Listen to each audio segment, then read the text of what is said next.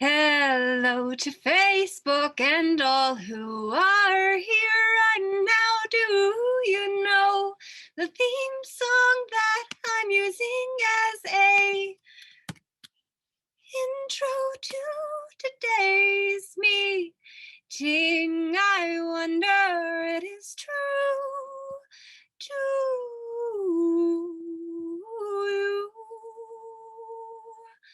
you. Know who and whose you are, that is what we must do as we come to you live. I wonder how your day's been. It is time for us to come together live. I'm smiling for a photo, and somehow I still moved even though I stopped for a while. I thought, and now even still it says that I am still in motion, but that's okay.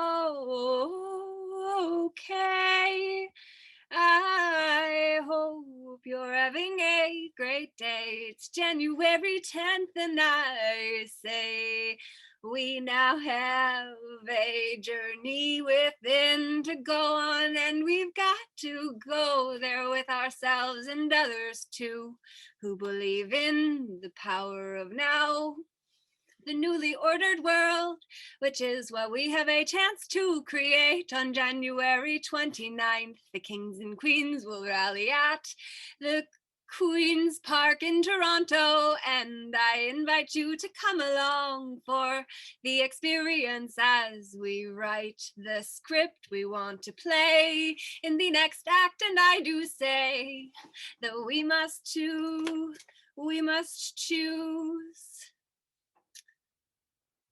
What's happening, Michael Holst? Michael Van Holst is in the waiting room. I do apologize. How are you, Michael? It's great to be with you. I do apologize. You've been waiting for a while, maybe. I was going live on YouTube and Facebook too. So if you don't unmute, then I think you don't got much right now to say. And so I say to all who tuned in today that it's time to play. Hello, Michael. How are you? Hello, I am fine. Amazing. Thank And you for thanks for joining the me, and singing. apologies for leaving you in the waiting room for a little while there. It's okay.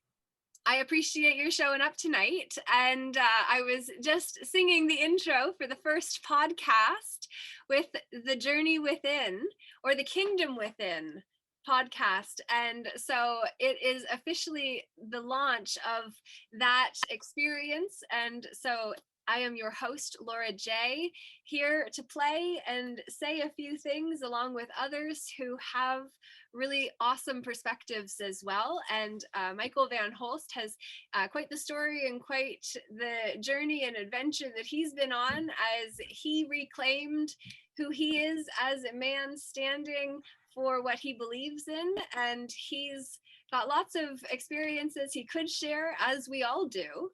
And so it's really important for us to be clear about the intention of the meeting so that we can really get the most out of our time together. So we are streaming on Facebook and we are streaming on YouTube too. And what I want is for this hour every Monday night at 8 o'clock to be when we actually go within and to reflect on all of those places that we've been to bring us where we are now in this newly ordered world that we have a chance to create in a future now moment now. So we're going to recreate and transform ourselves and our self-image, which is how we transform ourselves. And we're doing it with the special practice. So that's what I wanted to share as part of the Peaceful Inner Warriors United initiative, to really help warriors, help ones who are willing to stand for what they believe in, to know how to do it with proper standing, to understand how to actually get legs in print, and to be able to be a man or woman standing instead of a status. And the special practice is the sacred sojourn of the soul, which is the hero's journey from a soulful perspective. And then we've got physiology for movement. There's emotional awareness, because we need to understand how to deal with the emotions that show up. The L in the peaceful formula is love what arises and let go of your attachment to the not now. It's like all time is happening right now. We've got to be where we are, which is why the A in special is for alignment with the moment. The I is for intuition, to know how your soul speaks to you, the unique language that your soul has. And then leadership is the L, which really starts the whole special practice, because we have to know how to lead ourselves in order to be able to lead others. And we have to be willing to do that which we're calling others to do for us. There is no savior coming. I believe that we are the players on the field. I do believe that we need to actually foster the relationship we have with the guru within. And so that's really what we're going to be doing on Monday nights. And I encourage you to join in where we can have conversations. So it's not the whole time of me sharing my BS, which are my belief systems, but for me to share some of my beliefs, and then also have others be able to share some of theirs, so that we can really come together in common unity, which is what community is meant to be, and to rebuild that, which is why next Sunday, on the 16th of January at 2 p.m. until around 4 p.m., I'm suspecting, we're actually going to gather for peer support on the pier in Port Dover. And so that experience is going to be in person or in flesh. Whoever wants to show up, I'll be there.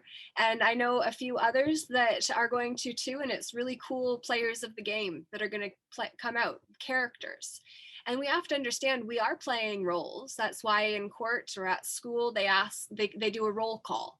Like, they're calling for your role. Are you playing? Are you going to be your person today, or are you going to stand as a man or a woman? These are the things that I really want to help people understand, so that when they ask that in court, you don't think they're saying, do you comprehend? You're saying, do you stand under my jurisdiction? And juris means by law, and diction is what we speak. So no, when they ask, do you stand under my jurisdiction? You say, I am a woman standing under my own jurisdiction in my own capacity. So, Michael, what do you think about all of that? Well, I think those are really important thoughts to consider in this time when our rights are certainly being challenged. So there's a lot going on, particularly in our jurisdiction, if you will, of Ontario. And we need to ask about those things and test them when those new rules are made up. Or is that a legitimate rule? Are people making the kinds of decisions that they have the authority to make? And it's important that we find that out. And that doesn't have to be an angry discussion, but it needs to be a discussion. I like the literalism of your peer support. Yeah, that sounds pretty fun. Yeah. Although it sounds like it could be quite cold too. But so it may not be for the faint of heart, but a good adventure. It's going to potentially be very cold, just like it was today. I was at the Nathan Phillips Square gathering, and we went to 3 different locations, and there were some speeches that were presented. And Riel, it's great to have you here as well. Yeah, my camera just started working. Yeah, it did. I could see you, so I knew you were there. So it's absolutely awesome to have you here with us again tonight. And this was actually the first time all day I've taken off my vest because it was so cold. -10, 15, I heard. Like, it was cold. My feet were frozen. And then I thought, and I said to some women that were in the bathroom with us, imagine what it would have been like to be in the last war, because this one is the silent war. Like, it's already underway. We're in it. We're soldiers or we're warriors. Like, we either get paid to take orders or we know what we stand for, we know what we're fighting for, and we know what we won't fight for, which is when we move our inner prostitute into its sacred side, which is one of the four survival archetypes that have a scared side, which makes very irresponsible decisions. Or we have the one that those same aspects of ourselves that stand in their sacred side. And when we're standing in our sacred side, then we're actually standing in our power, which is why sacred sojourn of the soul. It's about remembering that the moment is sacred. It's about reordering the creative energies so that we are actually in the present now moment instead of giving other people or ideas our power, and really coming back into this moment when we're all together. So it was pretty powerful earlier today, and it was very cold. And I was saying to these other women that were in the bathroom getting themselves a little warm before we started walking, I said, imagine what it would have been like back when our ancestors were fighting in the last wars, where it was cold like this and they didn't have little bathrooms where they could go get warm in before we went for a walk and tried to have our voices be heard. Like, they were in the trenches with like bullets being shot at them and all kinds of physical threats coming at them, and like they didn't have a chance to get their feet warm, and that was their war. And now ours is different. Like, ours is actually on our biology. Like, I happened to put this shirt on this morning because it was in my bag that I stayed at my friend's place at last night so I could be near for the gathering today in Toronto. And it's a great way to knock off multiple birds at one stone, which is the pun, which probably isn't really a great one, but in terms of the death that's involved. But I guess it's befitting the death cult that we're currently experiencing the threat from, when the Nazis went underground, subvert with their messaging, right? And all of these things are happening on the outside, and there are threats that are being imposed upon the internal and our general organism of us, which is why the P is so important. It's physiology. We have to move. If we're going to actually, like, we have to be willing to move and ebb and flow with the moment. And that's part of what being present is, isn't it? It could be a literal question if anybody had an answer. And if not, that's cool too. We've got Michael joining in as well. It's awesome to have you here, Michael. Thank you for joining in. And the conversation is meant to be exactly that. It's really to give ourselves a platform to be able to come together so we can talk about the sacred in a safe space, so that we can really call ourselves back to the present now moment and create that rabbit hole that Maxwell Maltz talked about in Psychocybernetics, which is a phenomenal read. If you haven't read it, I would highly recommend at least listening to the audio program if you have a chance. And in fact, I was talking about that book and fat rat syndrome, which is a disorder that I've had for quite some time that I would share with you, because fat rat syndrome is essentially where Maxwell Maltz, I had the realization when I was driving through the English countryside back a few years ago, and I was listening to this audio program while I was driving, and it was talking about two rats that were, one was starved and one was fed before then being put into a maze. And so the one that was fed kind of sauntered along and hit obstacles and roadblocks and turned around, and it just wandered over to the cheese and eventually got there, right? But the starved rat was in a frenzy to get there. So it was just frantic, and it got there a lot faster.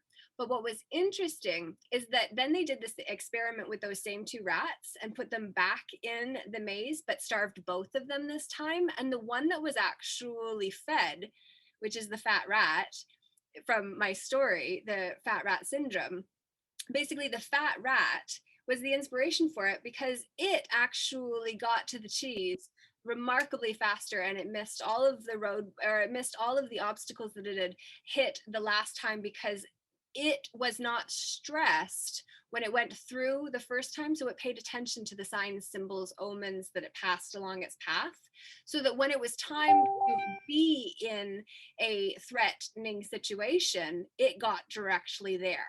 because it had had time to test out the grounds and get itself familiar and comfortable to be able to then do it when it was required. And for years I've said, oh wow, I have fat rat syndrome. And in that moment, while I was driving through the English countryside as a fully supported housewife that wasn't married but lived in England with, 2 bonus kids and a dog and an ex, and that whole life that I had at that time, I was not fully standing in my power. My inner prostitute was in her scared side, because without him, what was I to do, right? And how many people are actually in a situation where they're dependent on their partner that way? And so I realized I was driving through the countryside and it was like, oh, I have fat rat syndrome. So I'm fully fed. I'm kind of sauntering along. I'm figuring things out. I've spent thousands of dollars on trainings to know what I know. And I've went through what I've went through. And obviously my entire reality changed. I'm in Canada, not England. I'm not with that partner. And I have a completely different lifestyle. However, I have been in my grandparents' basement. So I have been, supporting them and being here, and they support me. And it's just like, well, grandma passed away last year and had a horrible demise because she was a prisoner in the hospital for the last 3 months of her life and didn't understand why her family wouldn't come in to see her for the last month of it. It was horrendous, and it's just like how we all have these stories and we're being hit from the outside really hard. But what we have to see is how everything that we have been through leading up to this moment has all been preparing us for when the call came. We would be ready. The call has already been coming. Every moment is a call. That's what it means to be sacred. That means to really be in the sacred side of not just our archetypes, which are the familiar patterns we fill in with energy. It's about being able to call ourselves fully present and make space in the moment, so that then we can actually intentionally fill that space, because it will be filled either way. So everything that happened before now, we can judge ourselves, or we can choose to let this moment be the moment that we give ourselves the forgiveness that we need. To say, if we were deceived, if others manipulated us, if we believed things to be other than they actually are, and we bought into a belief system that doesn't serve us, we have permission to change. We have permission to choose differently when we find out that it wasn't what we thought it was, and we don't have to judge ourselves or hate anyone else or blame anyone else. We don't have to step into the victim once we find out we've been deceived. We can just actually step over and choose to say, okay, that was the story for a while, and then I changed that. Because that's really what's required right now. So many people are in the victim position, and that's exactly where it's intended that we, the people, be, because we're not as empowered when we're isolated, when we feel lesser than anyone else because of our status, because our changed identity, which has been forced on many who lost employment or lost opportunity because of their choices to remain organic. So if we're going to choose to advocate for ourselves and we're going to be paying for all of those choices, there are people that are paying for those choices, and it's directly impacting their identity and sense of self. And that's what's being attacked right now. And if we don't know how to consciously set that self-image, that identity that we have of ourselves, then we're going to have a lot of problems when everything on the outside is taken from us. And that's what many have talked about. Malcolm Gladwell comes to mind.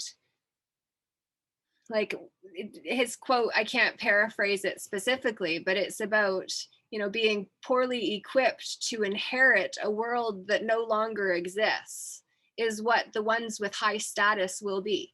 Essentially, not his words, but the ones that I'm adapting, because that's what we really need to do, is change our status so that we stand.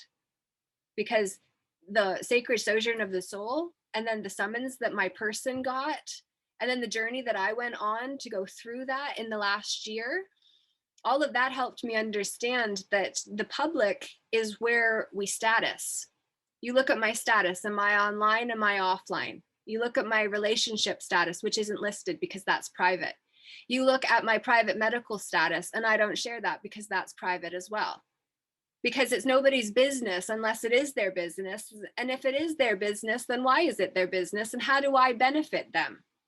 By making the choice that I do to have a status that I do. When I get others involved, other entities involved in my relations, Why do I do it? And who benefits? And whose business is it? And if it's their business, how am I profiting them? Because then I'm part of the consumer chain. And that's the thing we have to start looking at. We have to look at a much bigger picture than what we have been. And I wonder if anyone else has a contribution that you might want to offer at this point, because I don't want it to be just the Laura show. You know, I'm not hosting this specifically for me to be able to share what I have to say, but I do believe that it is time that we take God out of the box. The grand overall designer, the source, the creator, whatever it is, take God out of the box. Let all of the mystery schools, traditions, all the BS of all of it, let that be good. And then let's take the best and put it on the table and then create something that's virtues-based. That's really what I was saying when I got deemed crazy and locked up for 2.5 weeks back in 2019 when I went through my awakening. And I don't wish that experience on anyone, because what I came to realize from it is that the Mental Health Act very quickly becomes the Health Act if we don't get ahead of the legislation, and also take the suits off of the men and women that are making the choices to uphold that legislation, so that then they're standing there as men and women on common ground to what we are, which is how we stand, not status. Status is what we do in the public. Stand is what we must do in the private. And even when we're in the public, who is to say, what man or woman is to say that I was not a woman in my private capacity today when I was with other men and women who were also in their private capacity? Who is to say I was not in my private capacity? Because whoever that is, whatever man or woman is going to make that claim against me as the woman, can take the stand under oath and make that declaration. And I will use that in my counterclaim to the false claim that is being alleged against my person, if that is what the government tried to do, because that is the interface, just like this interface here. This Zoom is an interface for us to be able to connect. The person is the interface the government uses to engage with us as men and women. And so when we realize that that is a status, this is a standing, even though I'm sitting, it's the equivalent. I am present, present, as are you. And I appreciate you for that. So I've got I had a little soapbox rant. Michael, do you have anything that you wanted to put in there? You're muted.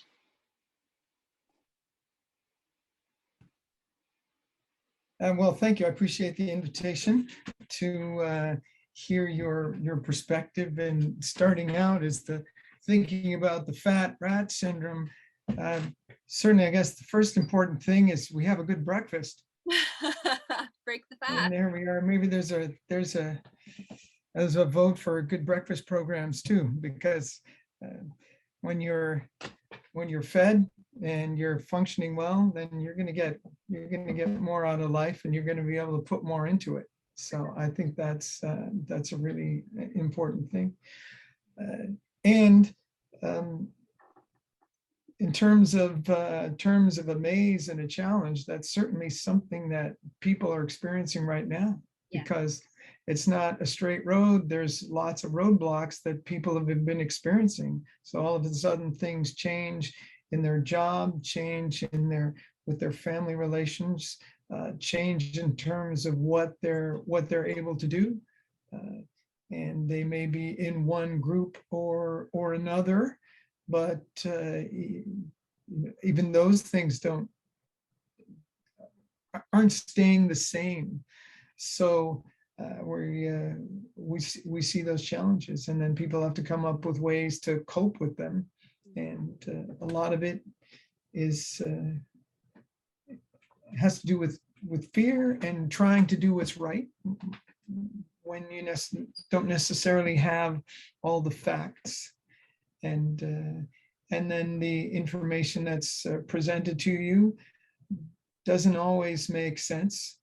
And I think it's important to look at the world and ask yourself, okay, what makes sense and what only sounds like it makes sense? Because the people that may be trying to profit will tell you the things that sound like they make sense, but somehow we know what does and doesn't. And it can be a difficult time when a lot of things don't quite make sense. Do you want to know what does make sense? Please tell me. The fact that I picked up Life is a Special Event today from Carol Maxim or Moxham, and I'm going to be reading this book, and it's going to be about bringing the sacred back. It's going to be about realizing the sacredness of the moment. And Carol is actually a member of the Shambhala Temple of Light. So I connected with her because I had to drop off a package about the sacred adventure that Summit Lighthouse University has that I had borrowed from Michael. And so I have the copies of it and then needed to return that. And I didn't message him until literally I was on my way home, and the woman that lives on Queen Street happened to be the place where I had to deliver the sacred adventure. And I had Jesus and Saint Germain pictures of them that I was returning to Michael. And so those were in the back seat, and those came to Toronto with me last night and were in the back of my car during the rally. And so all of these things are significant in my perspective, or from my perspective, because if you weren't aware, on January 29th, I'm actually going to be going to Queen's Park at 2 o'clock, if anyone would like to attend also. And I would invite all who choose to be in Queen's Park on January 29th between 2 and 4 time to be able to actually dress up as kings and queens, because I believe that we need to be seen as the ones that we wish to become. And so I think that we should just start having some funs and having some masquerades, because people are being asked to wear a mask for their everyday now. So why not dress up in a whole costume and then act the part, right? And let us make it the act of a lifetime, because that is ultimately what Shakespeare said. This is a stage and we are all but actors, are we not? We're all players. Thank you. Speak more into that, Riel. What's that? Speak more into being a player of the game. What does it mean to play the game? I believe Shakespeare said we're all players. Am I the only one with the intermittent audio, or is everybody having that? My audio has been fine the whole time, but I've been speaking, so I don't know. I believe I've heard everything. You're overloading the audio channel? I don't know. I just, sometimes my audio breaks up, so I'm not sure if I'm getting everything or if you're getting everything I'm saying. You know what is interesting to actually speak into at that point, Riel, is about spiritual interference, energetic interference that comes when there is an up-leveling, which is also akin to this whole psyop that's been going on and the fear that's been implanted around general upgrades, because that's what illness is or can be. When we actually go through a cellular vibrational shift or upgrade, it's like when a rocket ship takes off. It's very unpleasant going through the liftoff phase, and then it's up and wow, pow, blast off, right? But the blast off phase is really shitty, pardon my language. And ultimately it's befitting, because what we're dealing with right now is exactly that. But what we're dealing with is not just the shitty part of it. It's actually the blast off phase. So we can look at it like it's the manure that is hitting the fan right now, or we can look at it like it's actually the manure that is meant to harvest and fertilize what will be the harvest, because we choose to be who we see ourselves to be, which is why it's the Kings and Queens Assembly in Queen's Park on the 29th at 2 o'clock, if anyone is able to come. I just feel like I want to dress up like a queen, and I want to be a queen. And that means being seen as who I am, and to realize that through the sacred sojourn of the soul, what I learned is that I am most powerful when I stand as who I always was, which is as a woman in my private capacity, with all common law rights reserved, because common law is not English common law or King's common law or natural law, which is all a form of legalese from what I understand. And if I am incorrect, please, by all means, counter me on it, and let's have a conversation so that we can correct our understandings, because those understandings lead to our jurisdictions, which is because we are the ones that have a lawful right to self-govern ourselves, which means we have to have our own jurisdiction over the temple that is us. And that means we need to understand our definitions. We need to understand that we, by law, need to have our own code of conduct. This is why it's creating the round table that is virtues-based, so that we can actually get back to those virtues and live a life based on that, which kind of goes back to, what does it mean to be a player? What does it mean to be fully in? Fully Committed is the book title that came to me like 4 years ago when I started writing the book that rewrote me before the world gets to see the version this me will write. But like, this me has now been like 10 months. Well, April 10th was when I spoke at that rally that my person then got a summons for 2.5 weeks later from. And then I've been learning about law ever since. And I was kind of learning about it after my mental health experience when I got locked up and learned that the Mental Health Act is the modern day witch hunt, legalized and normalized. And somebody even today at the rally in conversation said about how it wasn't that long ago that a man could literally have his wife sectioned, locked away because she was an uppity woman. Are you effing kidding me? Like, I would be deemed an uppity woman. I already am, because I'm outspoken and I'm hard to control, but a willful woman is, and so is a willful man, which is why the men have been used as the pawns on the playing field of the warship that are sent to the front lines to be destroyed and to destroy others, which destroys the soul. And then they come back broken and try to figure it out and do their best to forget and suppress, which is denial, which is guilt laden, which creates gaps. And then it puts us back further energetically and evolutionarily, if that's even a word. But if we go back, that, you know what I mean? Like, if we look at it from the bigger picture, the men are put at the front of the lines to get rid of if they can. Right now, we've got concentration camps for elders that we pay thousands of dollars monthly in order to house them in.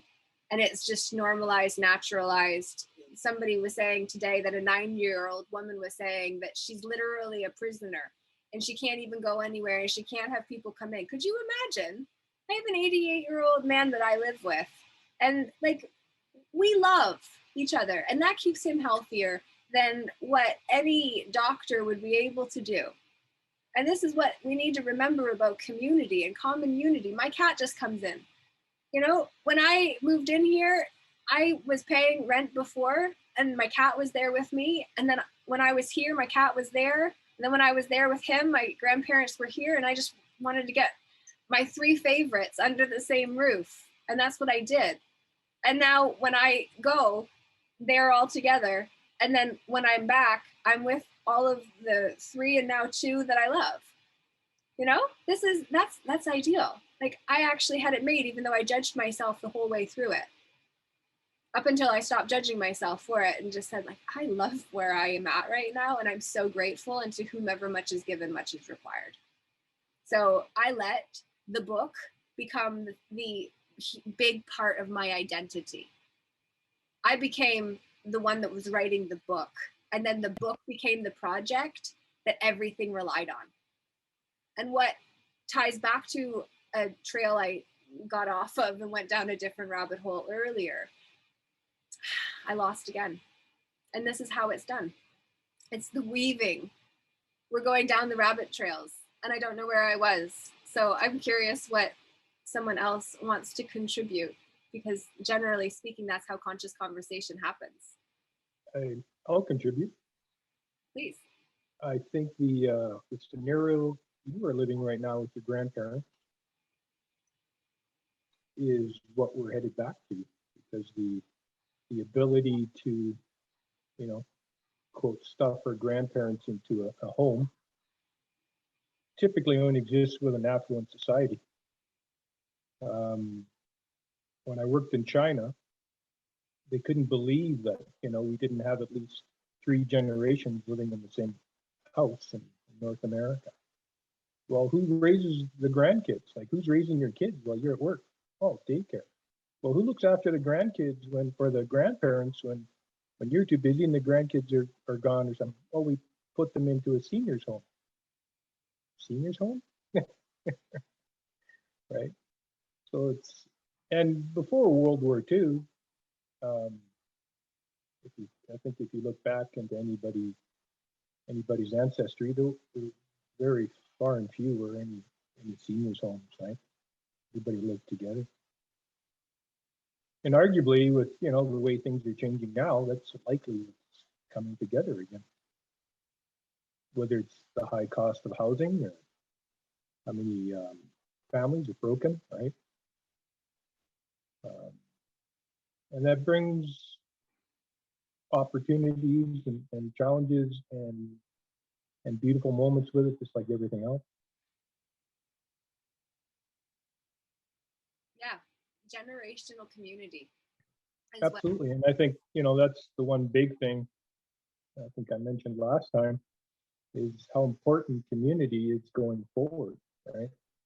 And not looking to the same old institutions or authorities for the way ahead, for direction, and for permission, and all of those things. It's kind of taking the bull by the horns yourself and seeing what makes sense in the present moment for your community, not some centralized authority, some other part of the country telling you you have to do this or you have to do that, otherwise you're second class. Yeah, absolutely. Stephen says, if you want to change the world, you first must change yourself. And then it's minus 40 up in Sudbury with the wind right now. Oh my goodness. Ooh. And Stephen, who's actually over in Scotland, he says, we're always supported by the universe every step of the way. Live in self-sovereignty and faith in divine intellect, and all will resonate with your frequency. And that's one of the things we have to, I was having a conversation with some of the other people that were at the event today. And it's like, when we speak, we have to understand how our nervous system actually triggers others' nervous systems. And then that's where truth is resonant. So we feel truth. That's why they need to make it a mental health crisis, to move us into our heads so we weren't in our hearts. Because when we're in our hearts, that's when our intuition is able to come up from the will and also merge with awareness in order to be able to feel truth. And that's where our emotions show up, as well as our states of being, which are connected to the high rise of emotional awareness theory that I created and will be guiding people through this month as we really go deeper into the special practice from a practical perspective. Resonance is, truth is resonant, and when we actually merge the awareness with the will to be able to feel truth and get back in the moment, that's where our power is, because then we're present. And actually in the game of quantum syntax grammar, this book was really fantastic. I read the last chapters, which are actually, it talks about the story of, or the box of regrets, and how this gentleman, there's a story that he tells about how we have these box of regrets that we go back to, and we let the child within us make our decisions because they created a map of the world based on feeling safe. And then this book, actually also by C. Anne de Rohan, Feelings Matter, Keys to the Unexplored Self. This book also talks about basically you have the reptilian mind, the mammalian mind, and then the neocortex, which is the human rational thinking mind, so the conscious mind. And basically, if you're in the human mind, the conscious mind, the rational mind, that's the part of us that can actually discern information. So once we feel the truth, then we can actually process it. But when we're in the instinctual mind, that's the fight, flight, freeze, fawn experience. And that's when our nervous system is triggered, which goes back to then speaking.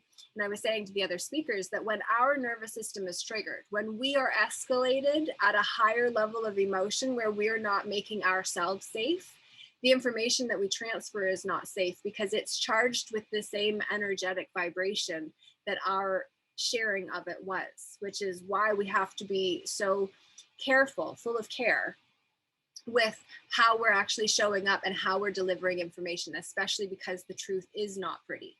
And because there is so much disinformation and misinformation that we have been fed for just to even throw off the truth. So, you know, how do you discern the truth if you're not connected in your heart, which is the resonant field, right?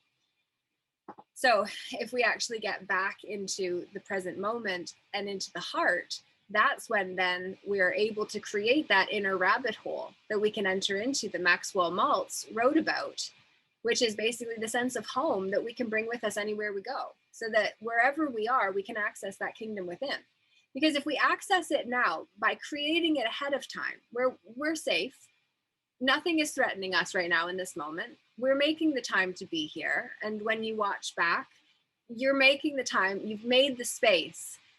Will is space. So you've willed away with the space that you've created to be present. So now you fill that present moment with your desires, the things of birth that you wish to give birth to. So you created in your mind ahead of time this rabbit hole, this inner sense of home, that then you bring yourself back into the moment in order to be in that sacred space. And when you create that ahead of time, then you have that memory cellularly to access when you're in a chaotic state. So then it's like, okay, find your center. Okay. And then you can make a decision, because now you've just filled your neocortex mind with blood, so it can actually think. Before that, it's just like fight, flight, freeze, fawn, right? So when we actually think about it from a resonance perspective, and when we think about it from a fear perspective, and we think about it from an energetic perspective of transference and resonance, that's when we realize that when we're triggered and escalated, we trigger that in others. It's part of our energetic signature, which is why embodiment of a new energetic signature is the part before contribution in the sacred sojourn of the soul. We actually have to change our own vibrational signature so that we're aware consciously that when we are speaking or communicating or sharing the truth or sharing our truth, whatever it is that we're doing in the moment, we have to understand how we are impacting others, because there are a lot of people that do understand how to manipulate people, which is what it means to be conscious of what we're playing with. Then we can mold the clay how we wish it to be.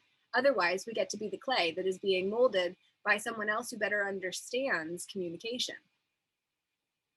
And so if we're allowing ourselves to be putty in the hands of a good salesman, be careful, because if it's their business and it's your business, how's that going to benefit you, and how's that going to benefit them?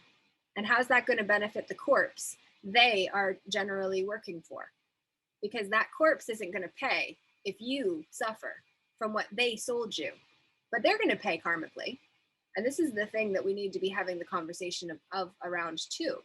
The fact that the ones who are participating in the corruption and going against their better judgment will pass a final day of evaluation at the end of this incarnation. And when that happens, they can't claim color of right like they could in the court of law.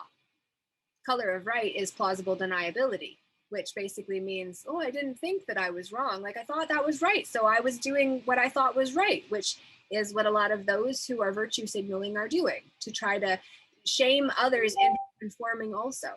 Because if they can virtue signal and use all of the signs of the death cult in order to show their allegiance to society and making things better and getting back to normal, which doesn't exist and won't ever come back the way that it was before. It's the old normal doesn't exist. The new normal is not what they're going to prescribe for us, because we need to understand that they are us too, because it is men and women wearing suits, acting in the positions of government and all the other things that are corpses, entities that we give our life to, and then also sign on behalf of, which means we actually become half of the corpse that we work for. And once we're behalf of the corpse, then we assume liability, because if the entity, the corpse, has to pay blood It can't draw it from a stone, so it will draw it from the flesh and blood that signs on behalf of the stone. And these are the things that the people need to really understand about resonance and getting back in the heart, because this is very heavy. And the truth is very heavy in some ways. But if we can shift our energy and learn to move with the moment, then we don't get it lodged and stuck. Because once we're in fear, we contract, we constrict, we put God in a box, which means we are in a box. Grand overall designer, yeah, you're the creator of your own life, the co-creator. You've got assistance, it's divine, but you're fully supported. We are all fully supported if we call. If we ask for assistance, if we create it ahead of time, it will come. But we also have to understand the universe doesn't differentiate negatives. The universe just gives us back more of that which we focus on. So if we're putting out fear, false emotion or evidence appearing real in the moment, if we're fearful and put that thought out, and worry is like a rocking chair that takes a lot of effort that gets us nowhere. If we're worried, that's a lower state of emotion that is not in the moment, because we're either in the future, which is anxiety, which is actually, this book says that as well. But if we're in the future, we're in anxiety. And if we're in regret, we're in the past. So we're not present now. And in the game of quantum syntax grammar, the only moment in the court of now is now. And I say that we make the court of now the new orderly world, or the newly ordered world, because we're doing it. But this is what we must do ahead of time, like by coming into meetings like this, by watching back and saying, I want to be in the next one, Monday at 8 Eastern. Nice little plug. Years ago, I did a self-image. I did a self-image series, and one of the episodes, I actually talked about our self-image is like or our self-esteem is actually like a boat with a whole bunch of holes. Looks really good on the shore. Try to take that baby out, and it's got holes in it, and you don't know that baby's got holes in it. Oh my gosh, that reminds me of a story about there was a man that took his boat to go get painted, and while the man was doing the job, he ended up finding a hole in the boat. And so he patched it out. He patched it up without saying anything, and he painted over it, and it looked great, but it actually worked, and it kept the water out and kept the boat afloat. And so anyway, he was working, and that was business, but he was a man that had integrity and did his job to the best of his ability. And so when he saw the hole, he thought nothing of patching it up, because it was a small price for him to do in terms of time, energy, effort, attention, and money, which is our team. It took a little bit of his team, but ultimately the man was going to have to do it anyway, and it was going to mess up his paint job. So it would need to happen. So he did it. But the man actually that received the boat back came and delivered the money for that service the next day and paid way more than the man had asked. Because what had happened when he delivered the boat back, the boat got put in the water, and however it went, his son decided to take that boat on a joyride with a friend. And they made it safely because that hole was patched. But they had no idea there had been a hole there. And if the painter had have overlooked the hole that the man had forgot to mention when he dropped his boat off, had he not done the best that he could, that man's son and friend would have drowned, because the boat would have been unsafe, because the man that repaired and just did a paint job would have let the hole be there, and then the boys would have drowned, and it would have cost the man with the boat all of that, because our people are where our heart is. So that was a spontaneous story that I offer, because I do believe it is time for us to do our best.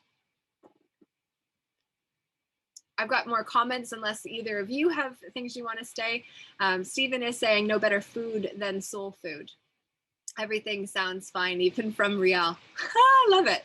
I hope I can make it on the 29th. Jonathan is Mercury saying, there's a recent movie about this. I Care a Lot. Watch that movie. So the movie is called I Care a Lot. And he shared the trailer for it over on my Facebook page, which is under my same Laura J.E. Hamilton name. And that's why we need to heal trauma, so we don't carry negative energetic emotion into the present moment, Stephen says. Gratitude, love, unity, and acceptance is the doorway to willful creation. Yeah, full of will.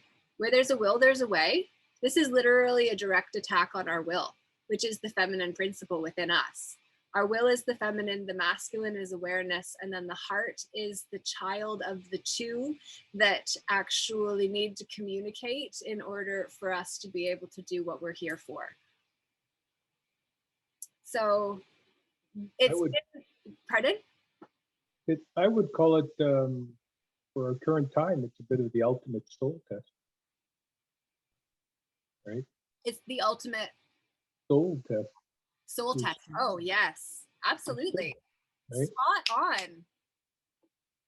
Like the repercussions of not following your own knowing of your soul will be far reaching. Amen. Usually in the past, it wasn't, for our generation, like, the last 50, 60, 70 years, things were pretty lax in that respect. But now your decisions can have big impact. And, I'm speaking specifically to the jabbing and all that stuff that's going on. Yes, well, I heard years ago about, if we think about, okay, so this is kind of a bit of a stretch, but not really. If we think about all time is happening now, then we see that time is like a multi-dimensional layer cake. And so future aspects of us are looking back at now, in the now, because that's where they are to where they are. And then the past is now or was then, because it's all now, the game of quantum syntax grammar, right? But I heard that there were versions of beings observing observing humans on Earth very carefully for the choices that we make now. Because if we actually think about it, I think in terms of reincarnation, because we live in a university, indeed it is. But we live in a universe of cause and effect. And we also live in a universe of continuous recycling. So energy cannot be created nor destroyed, only displaced, moved, transformed, transmuted. So if our soul is recycled, and if we think about the sacred texts, whatever one that you're familiar with, those sacred texts always talk about the great ones and who they were before now. But have you ever thought about who you were? Likely, maybe. We've all kind of thought, like, wondered, but you don't know, right? And it's just like, when you ask, so it's funny because I remember somebody saying about how they had held a special event. Life is a special event. We're going to be reading that and then going over that with Carol. She's going to join us. But basically, they hosted a special event where they invited everyone to come as the character they were in a previous life. And guess what everyone showed up as? Kings and queens, of course. Right? Everybody was an important character in the life before. There were a few Cleopatras and a few, Mark Anthony's and Napoleons, and there were a few like Hitler's. No ditch diggers. Hitler, but pardon? Well, maybe no not. Ditch diggers. No what? No ditch diggers. No ditch diggers. Yeah, right. Yeah, nobody did the grave digger that like had to listen for the bell for like anybody that came back into their body and like had like the string and bell on their toe in case it moved, then people would know like they were still alive, like dig them up, like they're still with us, right? Saved by the bell. Yeah, saved by the bell, literally. Yeah, because otherwise you'd suffocate in the grave that was dug for you because they didn't realize you were still alive, and like, crazy stuff. But anyway, the whole aspect of if it's all happening now, and if like we were all of those things before, what could we be next? And if we're thinking about that next, and if we want to get into the me and mine and selfishness, which is culturally part of like the narcissistic culture that's really we've been conditioned into over the last however many decades, but particularly the last few. Basically, I lost my train of thought. What was I saying? Sorry.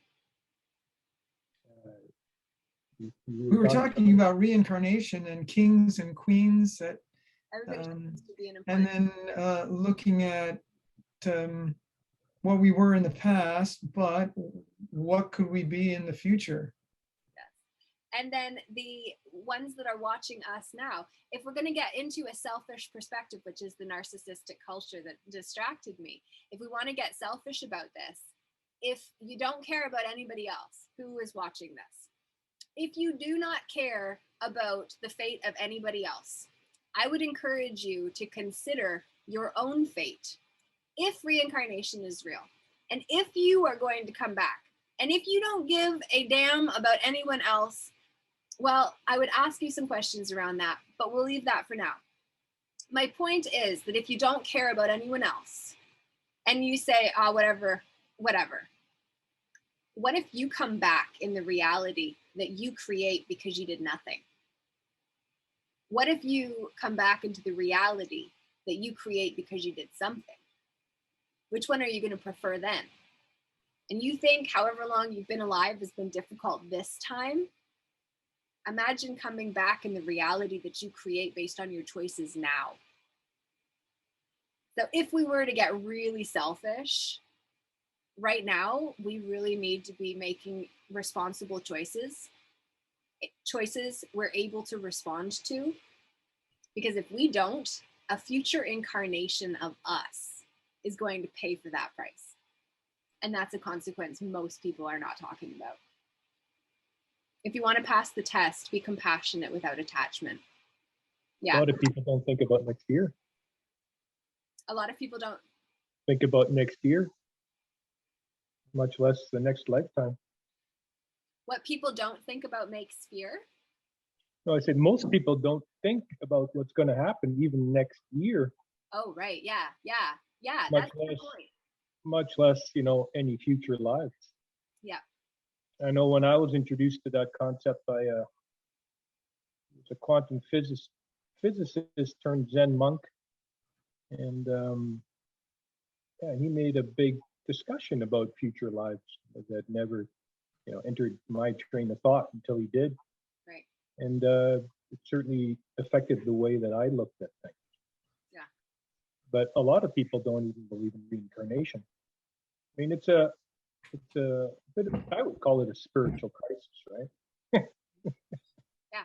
And that's one of the many benefits of COVID is everybody has to get off the couch and get involved, and there will be growth one way or another. Yeah. Well, I think spiritual growth, I would call it. Pardon? I would call it spiritual growth, right? Yes. Which is why today has been the first Kingdom Within podcast episode with fellow travelers with great things to say and contribute. And so I appreciate each of you for showing up. I appreciate each of you who are tuning in on Facebook or YouTube in this moment that we're in right now, that we're recording this, or in the future now moment that you are living where you're sharing the experience that we had now. Then we thank you and celebrate you. And on my way home, I recorded some videos while I was driving, as I often do. And I recorded some videos from the experiences I had today, which were just sequentially bang, bang, bang, meeting players that needed to be connected with. So please, in that video, I said, please like your own comments first. Please like your own pictures or your own posts or your own videos first. Please like yourself first. That was one of the messages I recorded on the way home, because if you like yourself first, you might like us more. But if you think you're really crap, how are you possibly not going to smear crap on us? Like, what's in comes back to us. Like, what is impressed gets expressed. So if you're feeling really bad about yourself on the inside, you're going to pop that out and create a reality that is nightmarish for you and the others that get sucked into your vortex, because you are a creator that is creating worlds. And so I wonder what world you are willing to create. And if you would like to create a royal one, well, let us gather together on the 12th, actually, on Wednesday. Jared Wade with Mad Hatter Music and I are co-hosting the Mental Health Summit. You're welcome to come. It's at 8 p.m. Eastern Standard Time. We're going to be going beyond mental health to actually talk about emotional health as well, which contributes to mental health, physical health, spiritual health. We're going to carry on this conversation on Wednesday, so I would invite you to come out then as well. I appreciate you for showing up this evening, for each of you in view, and then all others who tune into the replay and say, I want to be there live. Go to meetup.com. Peaceful Inner Warriors United is where I post the events that I will be attending, and dare to say anyone else who happens to be in the area that day is welcome to also play and say a few things in person to the other men and women that come to be ourselves fully, even though sometimes we like to dress up and play, knowing who we're underneath of those acts, those suits rather, because it's not the act until we give it our power and then allow the men and women wearing suits to turn it into a play that is not in our best interest, even the ones that are making the decisions. So let us instead say, let's shift that. So that's what Jared and Wade and I are actually doing with the Album 22.2 project. You're also welcome to. We have a monthly meeting on the 22nd. This one is at noon that day, so you'd be welcome to attend that too. And then, as I did mention, the Kings and Queens Assembly, it would be nice to see who else wants to be their best version of themselves. And so we will be just happening to be at Queen's Park that day between 2 and 4 if you want to play. And that is all we've got for this first Monday night podcast. Thank you for joining. Thank you. Peace out, everyone. I'm going to turn it off over on online, and then we can have a conversation, which is a benefit for getting yourself in the room. So thank you, thank you, thank you. Have a great day, everyone who is tuning in, and we will see you again next Monday, 8 p.m. Thank you. Good night. Yay, guys! We did awesome. Thank you. When was your so a friend of mine spent some time in the mental hospital, a very sensitive fella. It's really shaken him up.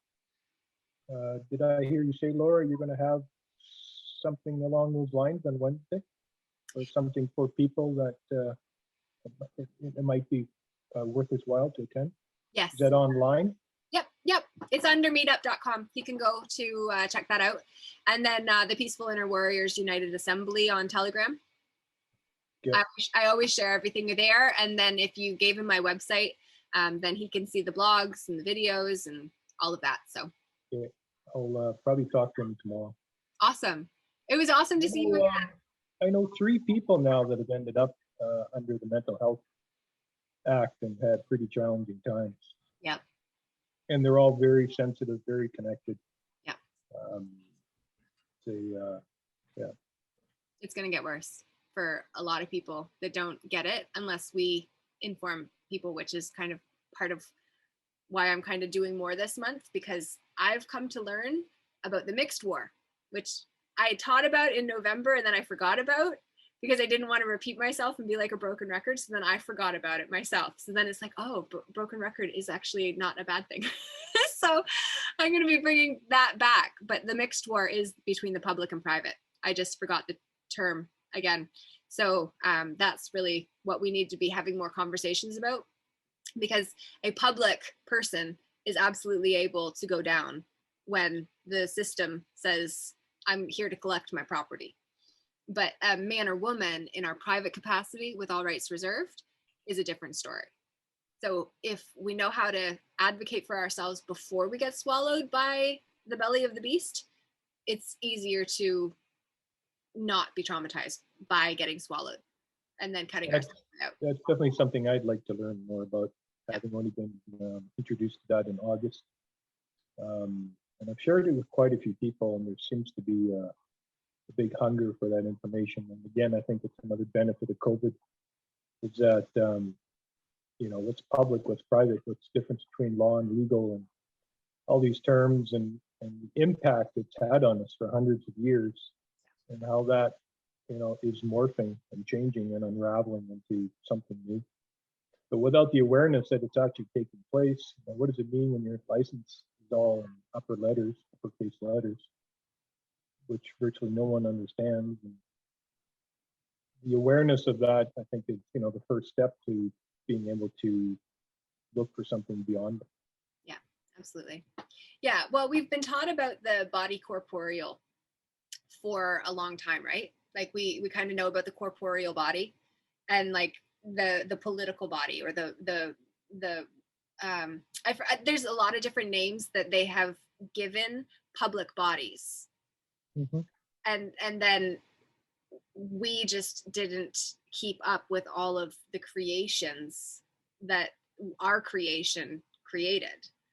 And then the creation tried to take over. Mm-hmm. And so that's what we're correcting. So I'm going to get It's more happening in a big way right now, right?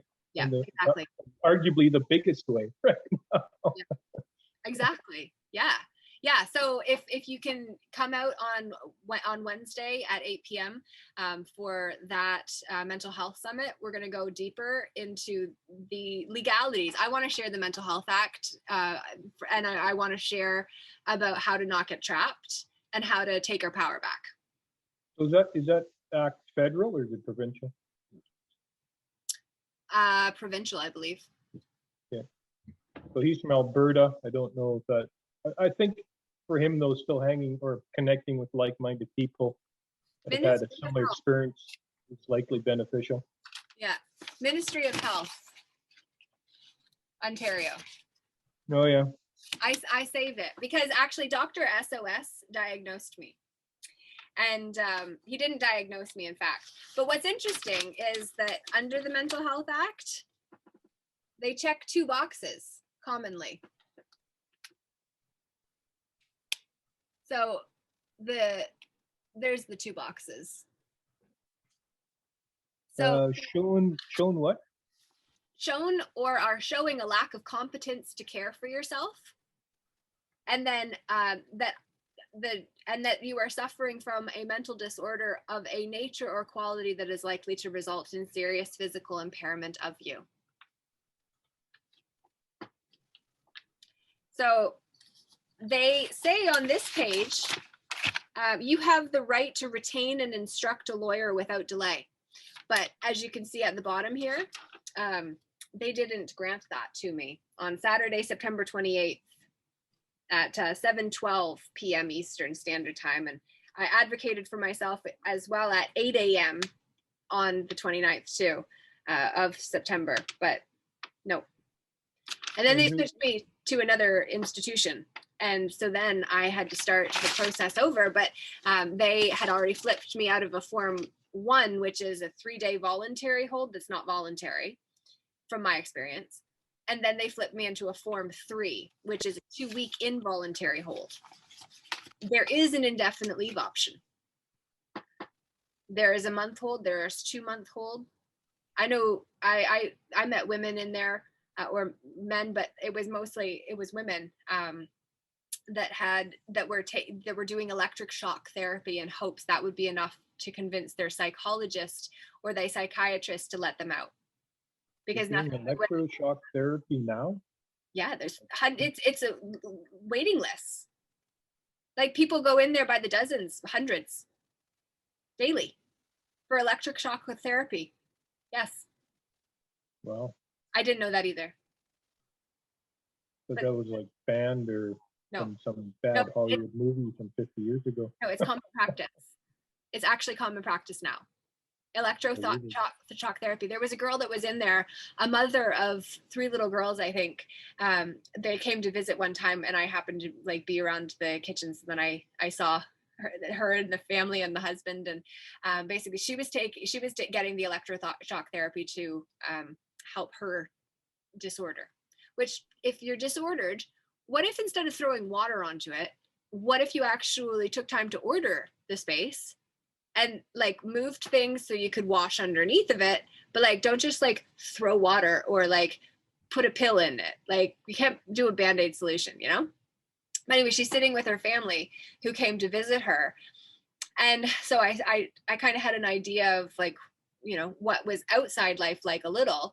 But one day I was in the cafeteria while she was, and she was talking to a nurse, and she was just in a really bad state. And I just, whatever, I was doing my thing, and then I kind of just saw, and so I went over and I checked in, because I checked in on everybody while I was there. Like, so everybody in my ward, like, we had a community going, and it was fun, and like I enjoyed my experiences, other than the fact it was like the craziest thing in my life, and I was definitely taking the first opportunity out of there that I got.